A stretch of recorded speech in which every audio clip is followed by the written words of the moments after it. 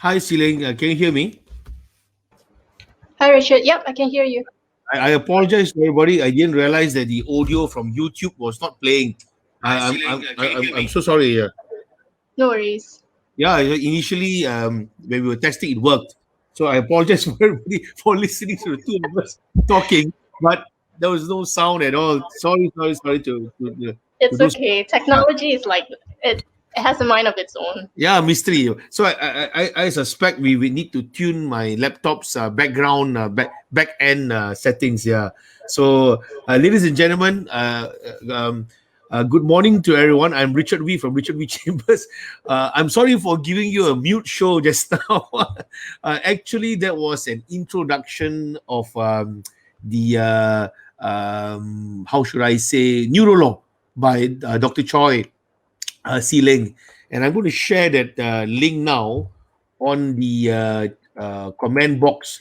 And there, uh, Dr. Choi Tsee Leng, she shared about 5 minutes, right? Tsee Leng, I think it was 5 minutes, right? Yeah. A few nights ago, it was one of the evenings we met. The only time the two of us were free, and she shared what actually is Neurolaw. So a quick introduction. It is now on RWC YouTube TV.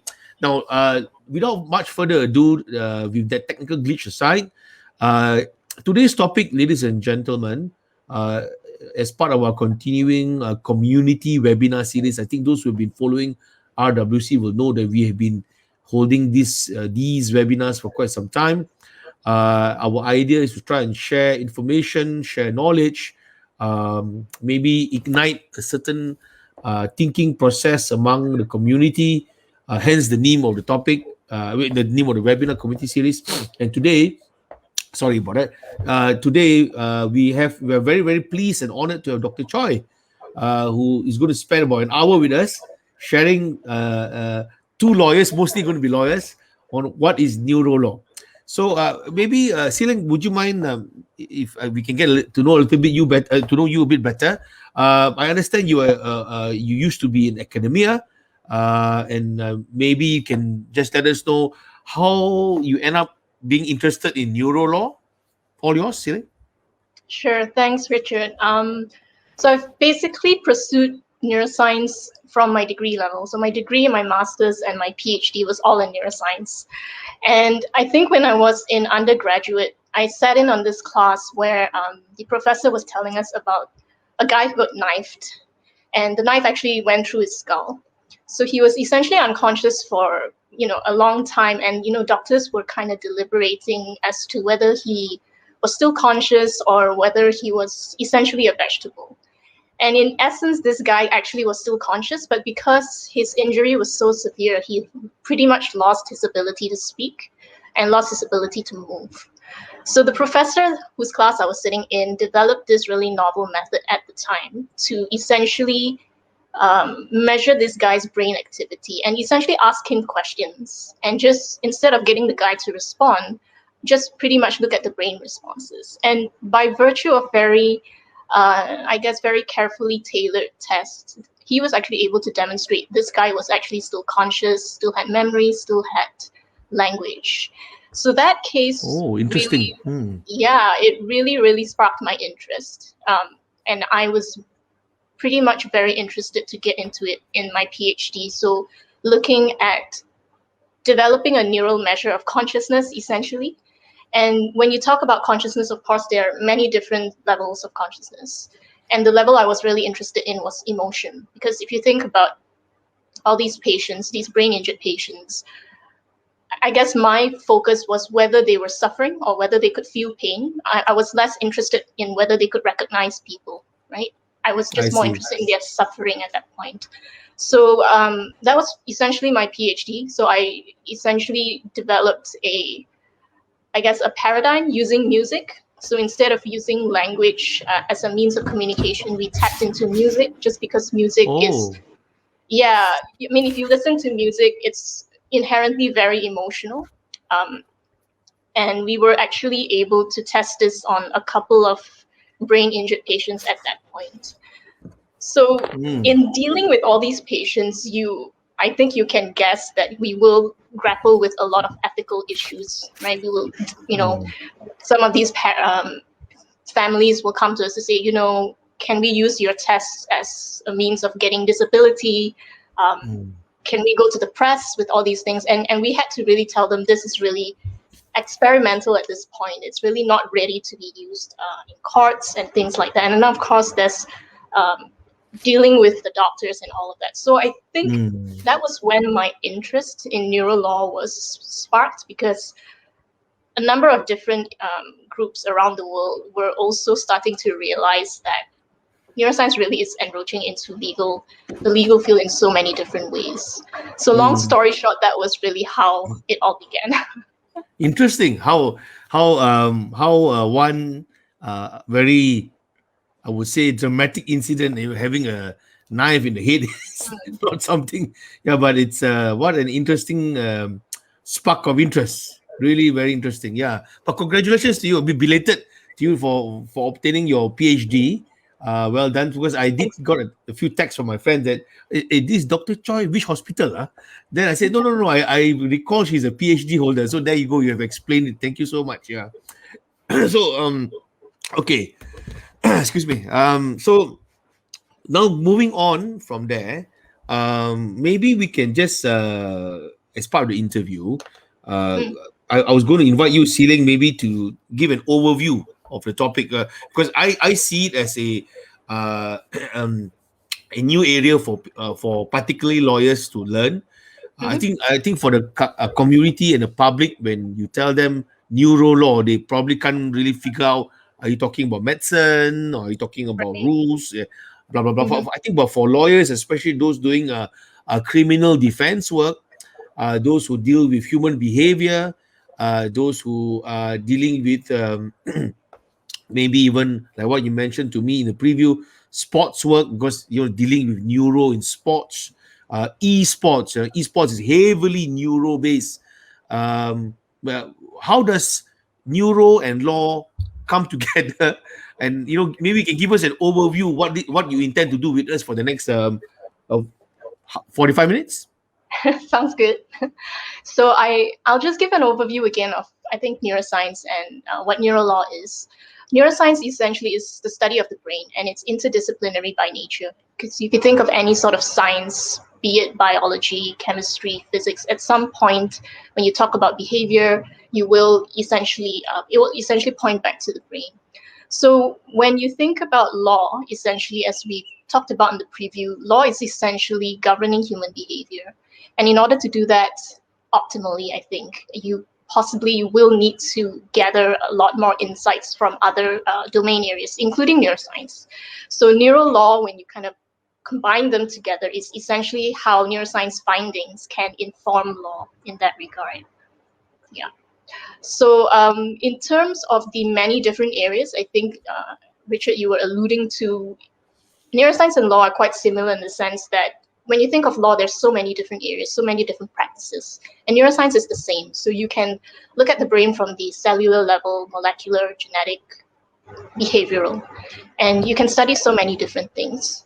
So like what you were talking about, generally most people, when they think of neuro, maybe because of the TV shows that they see or CSI, they definitely think of criminal law, right? You're in a court case, you have someone who's guilty, and someone comes in with like a brain scan, and it's so persuasive, it sways the whole results, right? So that's essentially most of them what they understand about neural. And of course, that's one of the perks, I would say, one of the advantages, but it can also do a lot more, I think, and definitely do a lot more than just criminal law. I think, especially now, with the new normal and how our modern society is, there are a lot of mushrooming new areas, emerging areas. So I think it can be very helpful in that regard. So that's why when you first contacted me, some history here, ladies and gentlemen. Back in 2019, Dr. Choy contacted us at RWC, and we had a quick discussion. And all of you should have seen my face when she was in front of me telling me about neurolaw. And I kept on going like this, I'm like, what is Dr. Choy talking about? But at the end of the discussion, I finally realized, I was like, oh, okay. Then it took me quite a while to try and see how we could develop this area. And I actually wanted to interview you last year, especially in a seminar, in a proper seminar, but as you know what happened, the the pandemic hit us, and then Yeah, finally, our best friend COVID. Yeah. yeah, and finally this year, almost 18 months after we first met you, finally we were able to host you for this interview. Now, one thing, Dr. Choi, I have a personal curiosity. I've always heard of this word neuro and neurology, for example. Mhm. Is there a difference between these two? Yeah, definitely. So if you think of neurology, it's essentially a medical specialization, and it essentially pretty much treats or diagnoses any sort of disorder or diseases within your brain or the nervous system. So Okay. a neurologist essentially is a medical doctor, and then they go on to get a specialization in neurology. So they deal with patients and treatment in that regard. Neuroscience is a science, so it's more broad. You have what we call the research arm. Okay. Um, Oftentimes, you may also have the clinical arm, but generally, when we talk about neuroscientists, or at least for myself as a neuroscientist, I'm not a clinician. I don't deal with patients. Even if I do deal with patients, I would kind of work together with a medical doctor. And Mm. essentially, what I was interested in doing was to enhance or at least better some of the assessment tests that they use, because medical doctors are so busy. They don't have the luxury of thinking, how can I do this better? They need to have a tool that works and that they can rely on. So essentially, I think Mm. that's the difference between the two. In fact, it's a clear difference. Yeah. Okay. All right. All right. So I was always wondered, is there similarity? And I think that just explained actually two different areas. Yeah. So then the next area. Okay, ladies and gentlemen, so far, Dr. Choi has explained to us how she got about this interest. And for the record, she's not a lawyer and she's not a medical doctor, but she is a PhD holder in this particular area. And we've also heard her explain so far um, the general overview about how this topic relate to legal practice, how it can assist the community, how the people can benefit from the study of neuroscience. And then, of course, just a few minutes ago, I asked Dr. Choi a specific question, the difference between neurology and neuroscience. So she just explained that neurology is basically for medical issues, for doctors who specialize in the area, particularly for brain issues. But neuroscience is a larger topic dealing with neuro issues. So moving from there, Doctor, uh, I want to give some practical examples to our listeners. Sure. Maybe we can go, instead of giving a lecture like a university style, which is meant for students. But here, I Mm. think most of the listeners, they want to know how relevant is this to our career, our life, or our work. Um, for example, how for sports, I remember you mentioned sports. I read about, because of what you told me, I got interested and started reading, and I understand that in certain sports science research, they study the athletes Mhm. and they do the brain study of the athlete to then later on tell the athlete why is it that when you play badminton you will smash, smash, smash, and then the fourth shot you will drop. There is a particular pattern, and Right. it's a neuro pattern. That is that Mhm. accurate? I mean, maybe you can expand from there. Is that how neuro works for science, for sports, for example? Yeah, that's really interesting. Thanks for bringing that up, Richard. So I think when you talk about that concept, how neuroscience applies in that regard would be the concept of neurofeedback. So, for example, when I'm talking to you now and I'm saying, your brain has electrical activity that's ongoing, it sounds really abstract because you can't see it. So essentially what these neurofeedback devices do is that they pretty much slap a few sensors on your head in a head, kind of head device like a headphone, and they will actually measure that activity, feed it back to perhaps a screen in front of you or a screen on your maybe your watch or something, so that you can essentially see those brain waves happening as you do something. So essentially, when you were talking about, even badminton or any other sport in that regard, a lot of it is very mental, and there are certain patterns that you can ascribe to certain movements or certain, I guess, certain strokes in badminton, right? Mm. And if those athletes, for example, have realized that, look, this is my weak spot, I tend to choke. I'm not sure if you're familiar with the term choking in sports. Yeah. You Very are, right? familiar. Very familiar. Yeah. Okay, great. So I'm not sure. Maybe I'll just give a brief outline to the rest of the audience in case they're not really familiar with that term. So choking is not choking like you got something in your throat. Choking is essentially when a very skilled athlete pretty much performs under par, and not due to the lack of skill or anything, but it's because they're under tremendous pressure. And I think a really good example of this, keeping with the theme of badminton, is when you see Lee Chong-wei play against Lin Dan, right? They're both really evenly matched, skill-wise, stamina, and everything. But there's this psychological, I would say, barrier in some ways when you're at the final and at the critical point, the Olympics, that sometimes an athlete would just crack under pressure. So, Yeah. as you've mentioned, so in that regard, how do you sort of train these athletes to recognize that and to rectify that? Because practice makes perfect. So when you have these sort of devices that sort of feeds back and you're able to see it tangibly in front of you, and you also realize that if I breathe or I move this way, it changes those brain waves. You can essentially train your body to then regulate your own behavior or your own movement. So I think that concept has been catching on a lot now, I think, and unsurprisingly, I think a lot of athletes find that very beneficial. Yeah. Yeah. In fact, I read for the American sports, for example, there have been application of neuroscience on the behavioral pattern of the American footballers, not soccer, they call it soccer there, Yeah, and also even the patterns of the basketball and hockey players, ice hockey right. players. So very interesting. So yeah, I like how you explain it. It goes to show the connectivity between neuroscience and the sports athlete. And then another area, Dr. Choy, is about criminal defense. I read some articles from Australia, professors from New Zealand, Australia, even from UK, where they share their views about neurolaw. And a lot of times, very often, I notice that the uh, uh, what do you call this? They have a discussion about the mental state of certain accused person. Some people, I read that these people are unable to stop what they want to do. They are naturally criminals, for example. So if they hurt people, it's not that they intend to hurt, but their mind works in certain ways, the brain wave work in certain ways that they were unable to stop what they were doing. So Right. is that right? If it is right, doctor, maybe you can expand on that.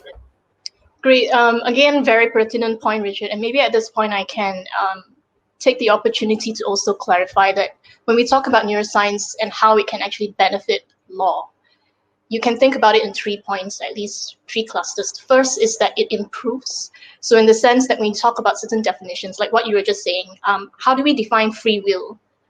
Whether this guy was truly in control of his particular behavior. How do you define consciousness, right? And the current definitions that we have for a lot of the terms are quite archaic. And at this point, this is where neuroscience can really come to inform that. The second cluster would be something as we call, maybe I'll think about it as input. So as you were mentioning, this is a psychopath, killed a person, and now we want to know whether he was truly in control of his behavior. And for the most part, a lot of lawyers would maybe come back with a brain scan, and the brain is essentially like the hardware, right? You see the structural differences or the way it functions like a software. Is it, some errors in that way? And they would essentially present these scans or tests as evidence, Yeah, right? exactly. So that's another way. And the third one would be, as you've mentioned, once we've decided, okay, this guy is guilty, how are you going to punish him? To what extent are you going to punish him? And again, to that extent, it's the third cluster, intervention. How can neuroscience help in that regard? Because a lot of times when we think of these psychopaths, for example, is it a condition that's curable? And this is quite a controversial thing, right? the science as of now does say that psychopathy exists on a spectrum. So it's not a binary, it's not like a light switch, it's on and off. It's on a spectrum, it's a little bit like a volume knob. So on one hand, you would have really hard-lined psychopaths, no empathy, completely different brain, and no emotions at all, and highly criminal. You may also have very high-functioning psychopaths who could be your CEO, your politician, your lawyer. So they have essentially also have certain brain differences, but they're able to actually harness on that to actually be very successful. So I think being clear with this various spectrum of behavior is quite important. And sometimes whether you want to admit those evidence as well, there needs to be careful thought. And I think the US courts are quite advanced in this. They have what they call the Daubert system.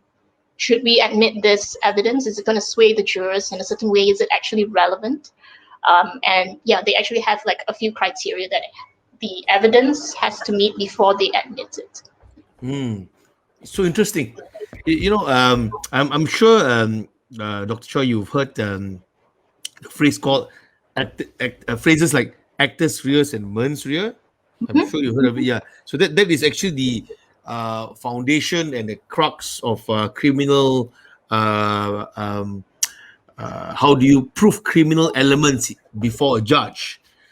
Right. And for those listeners here, especially those who could be law students or aspiring to be law students, basically actus reus is the act of the crime, and mens rea is the mind with the intent, or it was reckless towards the intent, which caused the crime. For example, an assault or injury, or worse, death.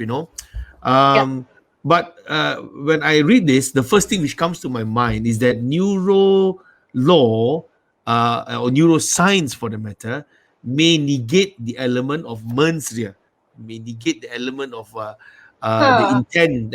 So if it does negate, it actually may come to a very strange conclusion that there is no crime. There is no crime because the person didn't intend to kill or didn't recklessly kill. There's a definition for that. So have you heard of such a discussion before, Dr. Choy? Yes, again, great point, Richard. I think these are really excellent points. So I'll give you an example. So there was this case of a guy who essentially, a normal teacher, a stepfather to a daughter, and he, prior to this event, he was actually a upstanding citizen and all that, but he started to molest or sexually abuse her. And after some time, when they were sending him to jail or something, I think he fainted or something, and they actually ran a brain scan. They found that he had a tumor or a cyst that was hinging on one brain area. Yeah, I read about this. Yeah, I read about this. Yeah. So when they removed the tumor, essentially they found that his behavior returned to normal. But a few years after that, it came back. The tumor came back, and his behavior also changed. So in that regard, when the lawyer used this as evidence, obviously his sentence was a little bit different, and he was not charged with the full sentence. But from the psychological point of view, they were saying that the tumor doesn't just make you into a completely different person. Right? If let's say you're a kind person and then you get a tumor, you're not automatically going to turn into 183 Dr. Jekyll and Hyde sort of thing. And they were saying that perhaps he had this dormant trait that was exacerbated by the tumor. So that's why we have to be really careful. I do agree with you that it does take a little bit of we need to be very prudent in admitting these evidences, because if people are going to just tap into anything and come up with these sort of evidences that may not be a true reflection of how this person thinks or how this person's insights are, then it can actually be a double-edged sword. So I do agree with you. And that's why I think the States has been, very cautious, particular about having this Daubert system. It's like when you talk about lie detection, a lot of it is, sorry to say, a lot of it is really snake oil. Really, to admit that and to use that as an evidence, it's, for the most part, no. So yeah. I read before on a side note, many years ago, the quite interesting and cheekily one article said that lying on the lie detector test and coming out with the truth, Yeah. Some, And we can't expect. Sorry, Richard, go ahead. No, I say you're such a anomaly, right? That we are lying on the lie detector test to come out with the truth. Yeah. And we can't expect lawyers or judges to know about this, right? This is really the responsibility of neuroscientists. So if, for example, they come up with this, for example, let's say if I were to show you something in the background, let's say I have a bell here, but I'm not talking about it, you notice it. And if I were to test your brain after this, your brain electrical wave activity, you will recognize that because subconsciously you've processed it. Yeah. But that doesn't mean that, you committed a crime or something like that. So there are various very clever ways in which people can administer this test to show that this guy, he recognized that, and therefore he was guilty and he was at the point, at the scene and things like that. So there needs to be a lot of care and thought when we're talking about things like that. In fact, Tsee Leng, when you mentioned that, it reminded me of sometimes I use this to make people understand better. But so far, I think that the way you explain is very clear. Any person can understand. But let me just put something very funny here. There's a movie called Focus, acting Will Smith and I never got to know how to pronounce her name correctly. I think it's Margaret Robbie. Right. The really good-looking actress. Yeah. Now, apparently, in that show, there's one particular scene where the movie is all about con man, about trying to put up on one another, and he's actually effectively the movie Will Smith's character is a con man. So he tried to get this person to put a bet on a particular game, and he made this person see number 8 the whole day, in the light, in the number, the music, the sound. He actually planned it all. So by the time he reached the stadium where they had a bet, and he asked this other person, "Why do you choose a number?" And this person naturally chose number 8.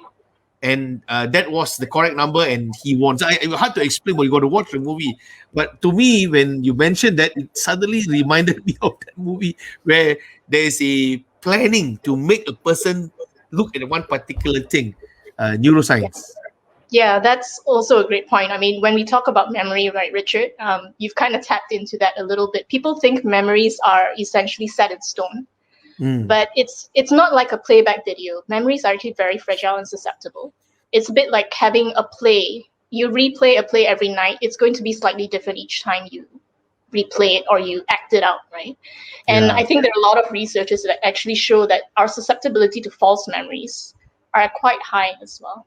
So again, when you take this into the court perspective and call in witnesses, when you're talking about highly emotionally charged cases like trauma, abuse cases, children, they are highly susceptible to all these different factors. And again, there is a bit of a disconnect between the law and science. And we can't really blame either. It's just, they're just not aligned in that regard. So yeah, I think that would be actually very helpful to something that, Well, so far, ladies and gentlemen, there you go. You can see my cat's at the background. So you were talking about the bell, I'm talking about the cat now. So ladies, I'm sorry, we are doing this from the home. So occasionally my members of my family, the cats, they've been walking around. So I hope they won't distract all of you. Now, so far, ladies and gentlemen, we are halfway through the webinar already. So fast, half an hour is gone. And Dr. Choy has even given some practical examples of how neurolaw may apply in our daily life. One area was neuroscience and sports, and now we're talking about neuroscience and criminal defense. I'm going to go a little bit more into criminal defense, Doctor. I was attracted when you mentioned just now, Tsee Leng, about how neurolaw or neuroscience can be used after a person is found guilty. And basically, that's effectively issues of mitigation A lawyer will Right. call it mitigation. So we can then submit evidence to mitigate the penalty, and instead of sending a person many years to prison, or even worse, because we still have death penalty, to his death or her death, this may bring down the sentence. How does it work? Can you share with us any experiences or any what do you call this, evidence that you have read before about this, the evidence of these incidents?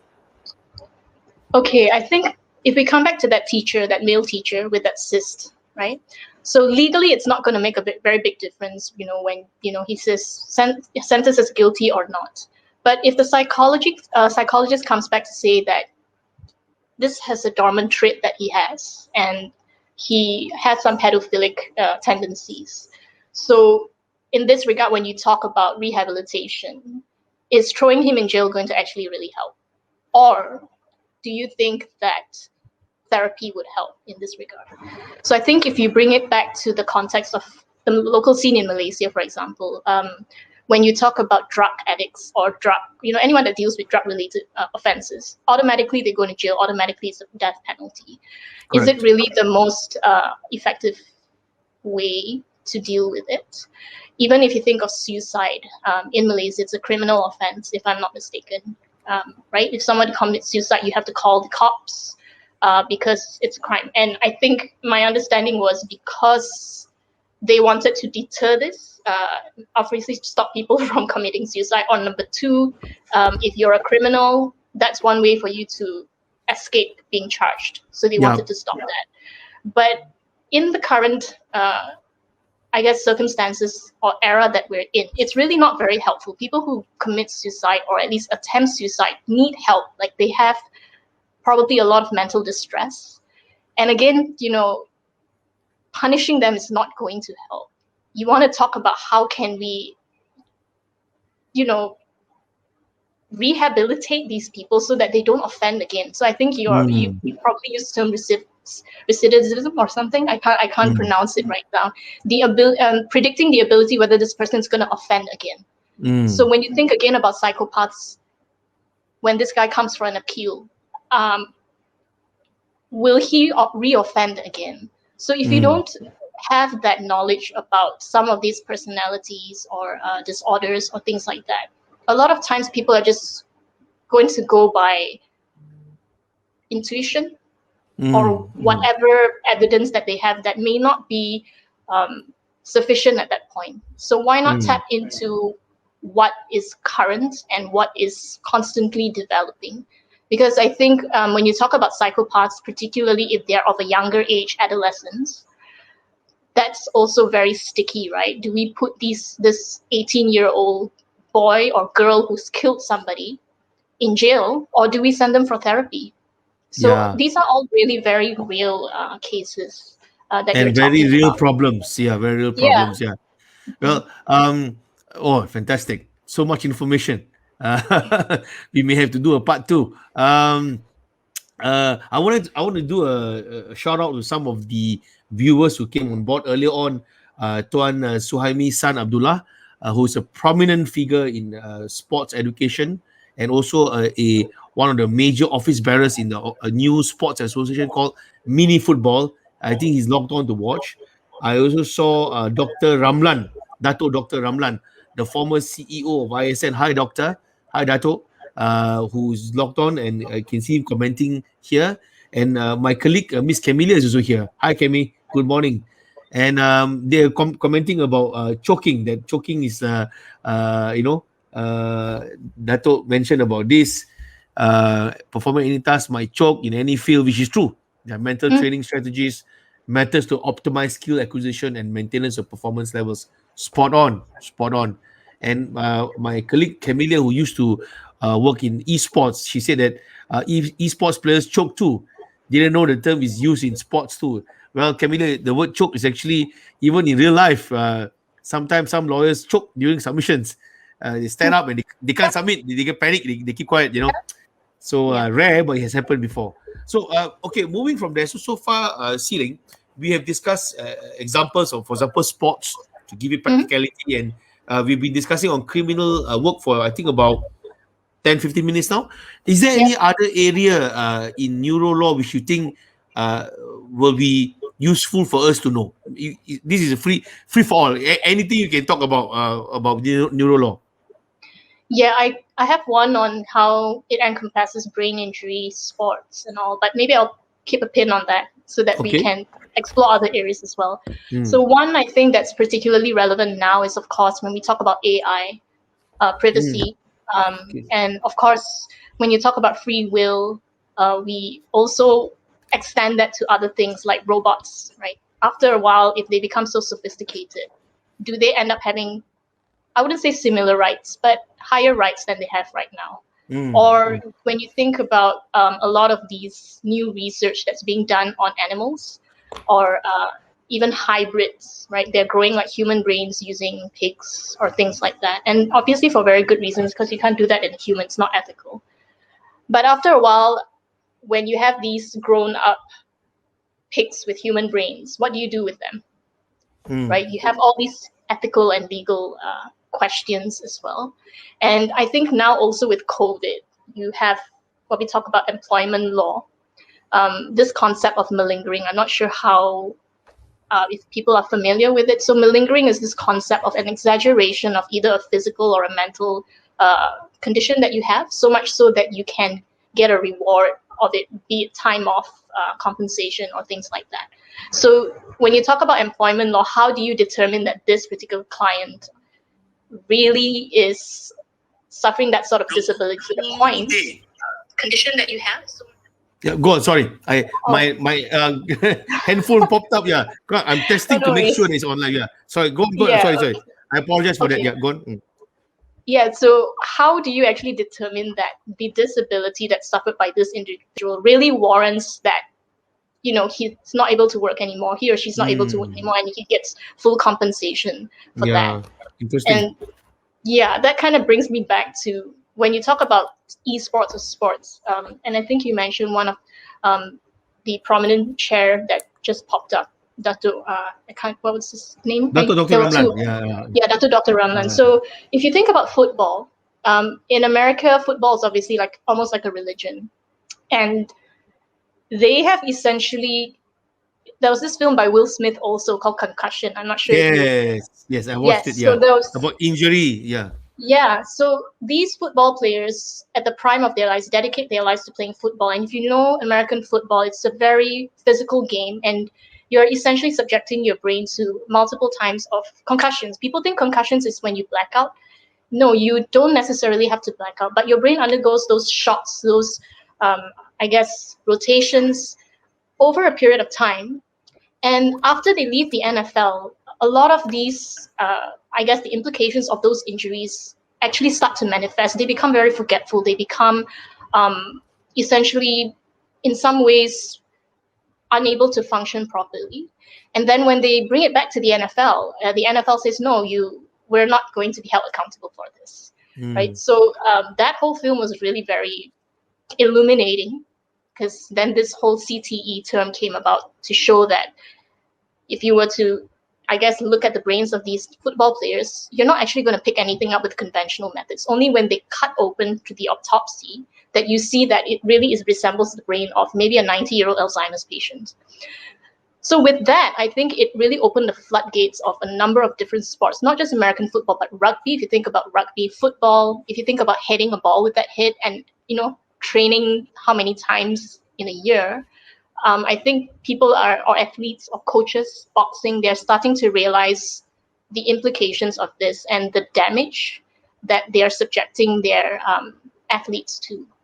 But it's obviously a very complicated question. Are we going to say that, no, we're not going to have boxing anymore, or no rugby, everybody wear I don't know, like a bubble or something? It's really hard. So so these are all really emerging new areas, and you can't really kind of compartmentalize them so neatly. Like what I just told you about, it kind of falls under employment, kind of falls under disability, it kind of falls under sports as well.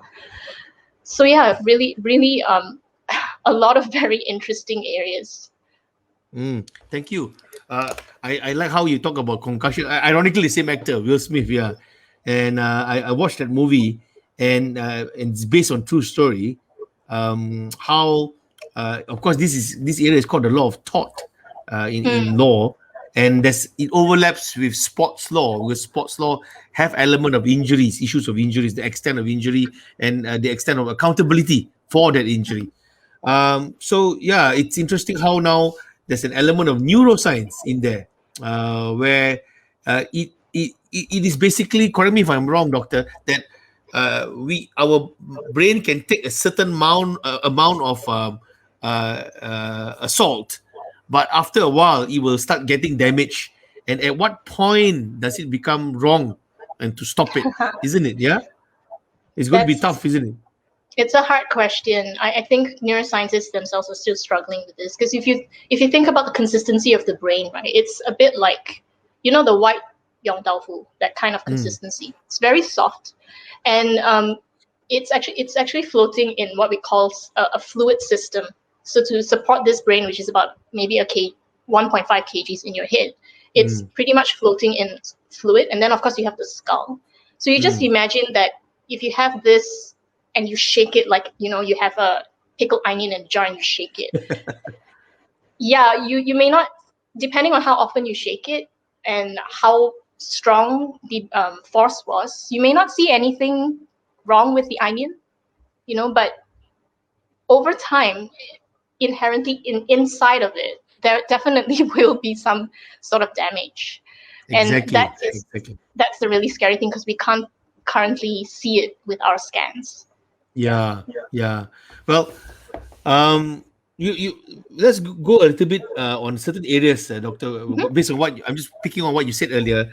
Maybe we can expand a little bit about employment, where Sure. I think, as we all know, in a modern world, employment is the main. It is almost like oxygen.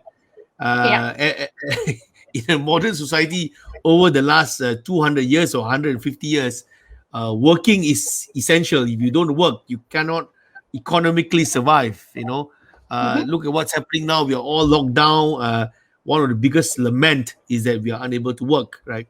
No. Correct. So employment being such an important part of our life, if I'm a human resource manager, I'm an employment law lawyer. There are many employment lawyers out there. How does neuroscience help our practice and for the human resource manager and the employment law lawyer? Maybe you can share some ideas.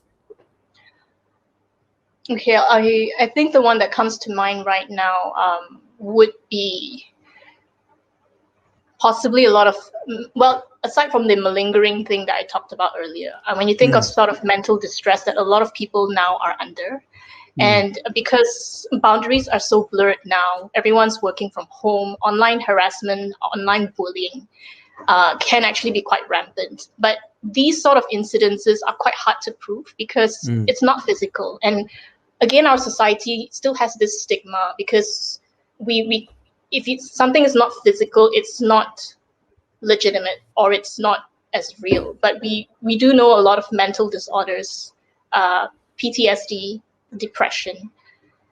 It's all in the head, right? Yeah. And people still have that stigma. So if you have an employee, for example, who's been subjected to a lot of harassment and all of that, and they come to you, maybe have a little bit of an open mind as to the definition or the range of what kind of behavior. It doesn't necessarily have to be physical. It can be something like that, and to be open to that. And when you think of depression, I think a lot of times there was this survey that was done. We know that depression can drive people to suicide. That's how dangerous Unfortunately, it is. yeah. Yeah, but when there was this survey done as to how do you think which of these injuries are severe, and you categorize them, a broken arm ranked like right up here, and depression was right at the end. Even though we know, okay, broken arm, sorry, but you'll probably be out for a couple of weeks and you'll be fine. But depression, you essentially can kill yourself over depression, right? Yeah. But when we show like a brain scan to see, look, this is a normal brain and this is a depressed brain, people immediately, oh my God, I didn't know it was actually a brain, some sort of brain damage, that sort of thing. So I think for lawyers and, HR managers, if a lawyer, if you have a client coming to you to say, I work in a slaughterhouse, I have PTSD because every day I'm killing animals, and it does get to me, right? Yeah. But I'm not able to show. They'll say, what do you have to show? Do you go to the doctor and all that? Like, be a little bit more open in terms of the evidence that can come from that, because I think we definitely are evolving. So many different behaviors, so many different possibilities that we've never thought about before. Tsee Leng, in your these years that you've been in advocating and discussing and even practicing to some extent neuroscience, and this area of neurolaw, have you actually seen it in practice? Have you met anybody who, or even know or read of anybody who's practicing neurolaw in anywhere in part of the world? Okay, so I think this is a good time for me to manage expectations. So I don't actually practice neurolaw. It's an interest of mine.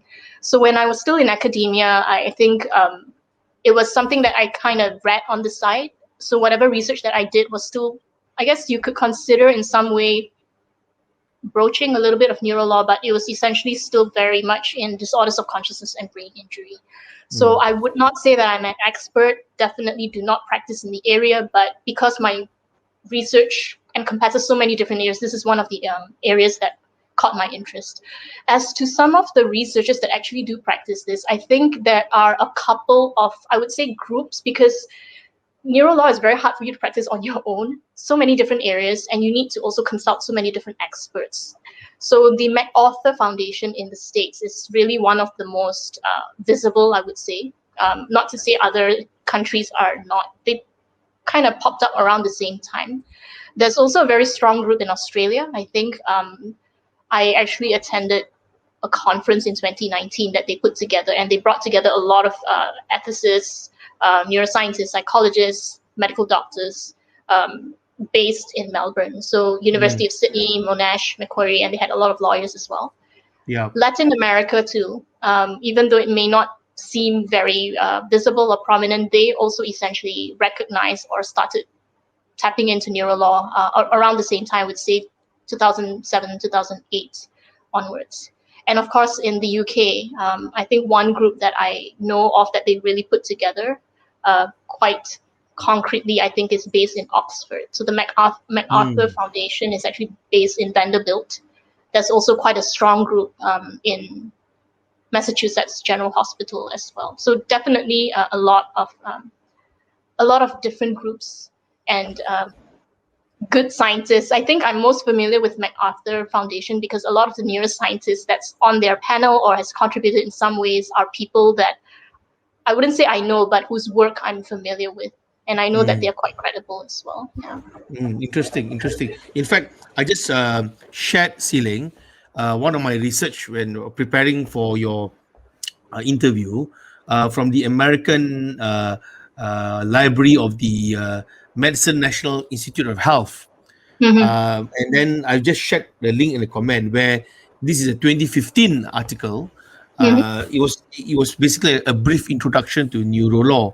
And for those viewers and listeners here, it is interesting to note that this author gave an opinion that neuroscience may, and this back 6 years ago, was already considered in various areas such as intellectual property law, tort law is of course getting injured, consumer law, health law. I think I'm going to talk to you about this health law later, employment law, even constitutional law and criminal law. And it says here that even neurolaw proliferate to scope of other related sciences such as psychiatric, sociology, political science, and most of the time is a behavioral ecology. So actually it's a study of behavioral patterns. And to share with everybody here, I actually read of certain submissions in court by certain lawyers arguing what you and I just discussed about 20 minutes ago, Tsee Leng, where the lawyer propounded that the client had no intention to commit the crime and try to negate. But of course, that argument failed in that particular case. But attempts has been made in other jurisdiction to use this argument. So I wouldn't be surprised one day if my fellow colleagues and brothers and sisters of the bar, somebody will use this argument in court to get their client off the hook, especially if it's true that the client is indeed, unable to control the way they carry themselves. Yeah. So on the issue of health law, I remember in that the failed attempt for me to play our 5-minute preview video just now. I recall that evening. I remember you mentioned the word health law, Right. and also you talk about elderly law, elderly people. You mentioned that. Yeah. You want to expand that before we wrap up today's webinar? Sure. So in terms of health law, I'm not sure if you saw this movie called Fed Up. It came out a couple of years ago. So it was essentially sort of like a documentary demonstrating how a lot of food products in the States contain really high levels of corn syrup, right? And that really is one of the driving forces as to why a lot of Americans are obese. Specifically, they were very concerned about their children being obese. And a lot of times when you see obese children, they'll say things like, oh, you need to move more and eat less and all that sort of thing, without realizing that a lot of the food that they consume at that point already has a lot of hidden sugar that's really very bad for health. So when they investigated this a little bit further, I think these food companies, or whomever that incorporate all these fructose or corn syrup, these are very large corporations and very powerful entities. So they are able to really bypass a lot of laws and things to kind of say, well, it's up to people if they want to buy. We can't stop people. But at the same time, it's like you shouldn't be doing this. Like if I be buying bread or I'll be taking ketchup, to me it's like that's not high in sugar, but there's hidden sugar in that. So there's so many different products that we don't know. And I've had friends from Europe, when they come to North America, they say, you know what, the bread here, the apples here taste different. Why is that? They should be the same, right? So essentially, when you think about health and all these things, like, how do you sue these companies, right? Or, if somebody wants to sue, it's not a very straightforward thing. But if you say, look, I've been consuming your products for X amount of years, this is a medical report that documents this, or to show that, a certain area in my brain has been affected. Due to that, and now I'm not able to work anymore. That's another area. And if you think about elderly law, sorry, did you want to comment on that before I move to elderly? I just say very interesting. Everything you mentioned to me here is like learning totally new tricks. You're giving us all here a new perspective of how, as a lawyer, we can argue our case, push our clients' rights even further on, Very interesting. Yeah, sorry. You're talking about elderly issues. I think we're dealing with the elderly community, right? Right. I'm glad to hear that, Richard. And I think when it comes to elderly law, this is also something that's becoming more and more prominent because our population is aging and people are living longer. So you will come to some parts where maybe families will argue over inheritance, and they will just maybe say, the patriarch of the family is really not mentally sound anymore. When he or she wrote that will, they were not, as you said, they were not aware. They were not aware of what they're doing, and because he or she is now, we should take over. So how do you determine that? It's going to be quite difficult as well, because when you talk to different types of dementia, people are very familiar with Alzheimer's, but there's so many different types of dementias, and people also think that dementia just means forgetting. As we age, we do naturally get forgetful, but not to the extent of dementia. So I think when you're a lawyer representing these clients, how are you able to then show this client is really truly lost their insight, and therefore should not be given that responsibility? We see this a lot in Alzheimer's cases, where it progresses so badly that they're not allowed to drive because they put themselves in danger and they put others at danger. They get lost. They get lost, and they can't find their car.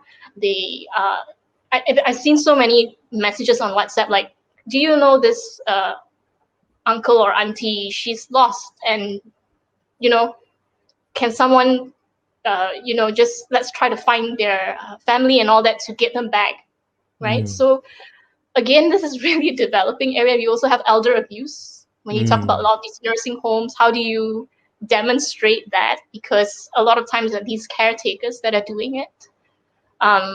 Yes, just so many different areas. And if let's say you're in charge of these elderly people in a nursing home, and let's say they want to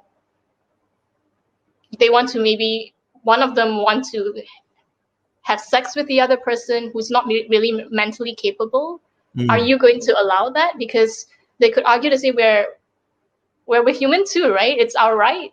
If it's consensual, are you going to stop that? But if it's going to put one person in danger, and you're going to argue that this person really does not understand consent at this point, how are you going to deal with that? Spot on. Yeah. What I like Tsee Leng so far, the last, I think many, this is my perspective, maybe many of us may not realize it, but neuroscience can assist us to come to a conclusive what should I say, consequence. For example, the example of Alzheimer's patient not allowed to drive, or elderly people, for example, not allowed to drive. I'm not picking on elderly people, by the way. I'm just giving an example. So, but all the while, people will say, why 60 years old cannot drive? Why 70 years old? What is your evidence? Where is your KPI, your statistics, to show that I'm 60 years old, I can't drive? Who are you to say?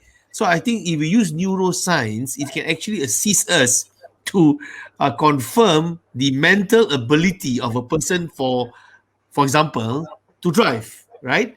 And if we can develop that, then the findings of neuroscience combined with the element of the law will say, look, if a person is the brain what do you call it, activity indicate a certain level, and this level will trigger this law which say, I'm sorry boss, you can't drive. So that becomes more conclusive, and it's more, I guess it's fair instead of just a sweeping blanket.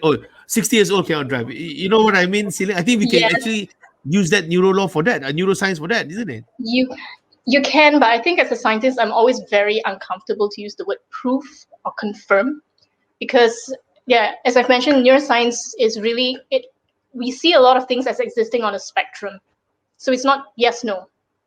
You really have to look at the individual. And of course, I do appreciate law has to come to a certain conclusion. You can't be deliberating the whole time. But yes, definitely, I think it could be helpful. I think at least in the States, when you're talking about adolescence, what is the age of you can consider an adult to make an adult decision, right? We used to say 18. I think now there's a lot more research to say maybe move that age a little bit higher. Because exactly. When you think of, I think as you were saying, when you talk about law, we're really interested in how this person makes decisions. Is that decision valid? Are they intentional? Are they having insight at that point? And generally, I think one brain area that is of much focus is the frontal lobe, or this is prefrontal lobe here. So this is not fully matured based on what we know till you're 25 years old. Of course, that's obviously changing now. Puberty is coming earlier and all that. So that age will change. But to some extent, I think knowing that and being open to things are really changing, and maybe some of these ages that you ascribe may need to change also. Ladies and gentlemen, if you have any question, you can pop in, or you may want to make any comments, you can pop in. We're going to wrap up the webinar soon. But so far, if I can summarize before I hand the mic to Tsee Leng to give her summary, this area is definitely an emerging area. And in certain jurisdictions, it is so advanced that we have discussions in government agencies, in certain parliaments, discussing the application of neuroscience in our daily life. And effectively, I also see neuroscience and neurolaw, a study of human behavior, which is quite interesting. So over here, before I hand the mic to Tsee Leng to wrap up, summarize what she said today, and also in a way to say goodbye, I shared here a comment. This is the link to the American page that I was talking about, to explain what's Neurolaw, written in 2015. Other than this 1 hour webinar, you can go to this video and see Tsee Leng giving a 5 minutes. So if you don't want to listen to us for 1 hour, listen to this for 5 minutes, so that you kind of figure out what this area is about. And it's been interesting discussion, Tsee Leng, but maybe can I invite you to give your summary, and maybe you want to wrap it up? Yeah, thank you, Richard. I really appreciate the conversation. I think great questions in drawing out a lot of the nuances to really benefit the audience. I think I would want to just caution to say that neuroscience can provide, sometimes it can provide a piece of the puzzle, sometimes it can be the piece of the puzzle, but it's really not a magic pill. It, just like anything else, it can be abused. It can be used for a lot of different things to confuse and to also obliterate stuff. So that needs to also be in the mind of, I guess, practitioners when they do this. And I think one last thing to also highlight is that it doesn't just deal with the clients or the cases, but if you think about lawyers themselves, judges themselves, jurors themselves, they're also susceptible to bias. And this is something that maybe is not really receiving the attention that it needs, because if you have a judiciary or a judge that's partial to certain biases and they're making all these really important decisions, it's also decision making. It also comes down to decision making. So there needs to also be, I wouldn't say re-education, but awareness. I think at least for the law students that are up and coming, they can still do that through continuous education, things like that. So I think, especially now, it can also extend to practicing lawyers, maybe practicing judges, because really this is very dynamic and it does affect everybody. Anyone that makes any sort of a decision, if you're able to know a little bit more as to how it can be improved, or if you're doing something that's a little bit archaic or backdated, this presents an opportunity for that. So thank you very much. Yeah, but this topic is really uncharted area for most lawyers. I'm quite confident to say any Malaysian lawyer, I would say maybe 60 to 70% of us will say, never heard of this before. And also, thank you for sharing your 1 hour plus with us. And of course, many people are unaware, but Tsee Leng and I have been planning this for a few weeks already. So a lot of discussion, background, preparation for this. So I thank you for your time for that, Tsee Leng. I would like to invite everybody here to give a cyber round of applause for Dr. Choy, Tsee Leng. Thank you, terima kasih. It's nice to have you here. Maybe one day we can revisit this topic and have a part 2, as I said earlier. Maybe more detail and to share with the listeners your views on certain areas. Thank you very much, Richard. Thanks for allowing me to share my insights. Yeah, Vivek, I thank you for taking that step to call me through a mutual friend. I remember you called me, and I thought that really showed your desire to want to try and reach out to many people. And it just by coincidence you came to me. So, and I happen to have this series. I can try and promote this topic so that people can learn, right? But thank you for your time, Tsee Leng. Terima kasih. Come here. Thank you very much. You. Just hope it starts its own conversations, multiple conversations individually. I think that would be great. Yeah. I noticed that don't go yet. Once we end the live, don't go yet. Once you end the live broadcast, we will have a chat privately in our studio. Hold on. But just to share with everybody here, this video has been shared a number of times. Thank you everybody here for joining us today. One quick announcement: in about 2 weeks' time, we're going to have a webinar back with Dr. Lau. We had her last week, Dr. Lau Pinlian from Brunel University. She's back next week to talk about artificial intelligence and the law. AI and the law. That has been a major topic I've been wanting to talk about for quite some time, and it's ironically relevant to what you just said, connected to what you just discussed today. So this whole month, last week we had a talk on genome editing, dealing with DNA and gene editing and the law regulations for that. A lot of ethical issues in that, particularly the issue of the C9 biotech amendment of the genes. That's really mind-boggling. So today we had you talking about brain activity, the study of neuroscience, and in 2 weeks' time, AI and the law. So thank you very much, everybody. Thank you. Anything else, Tsee Leng? You want to say anything else? No, I Okay. think we're good. Thank you so much for your time. Right. Okay, hold on, Tsee Leng. I'm going to end the broadcast here. Terima kasih, everybody. Take care. Have a good day. Stay safe. Stay at home. And support local business. All the pakcik, makcik, uncle, auntie, the taika chair, please support the businesses. We need to support as much business as possible. Okay? Thank you very much. Bye-bye. Thank you. Bye.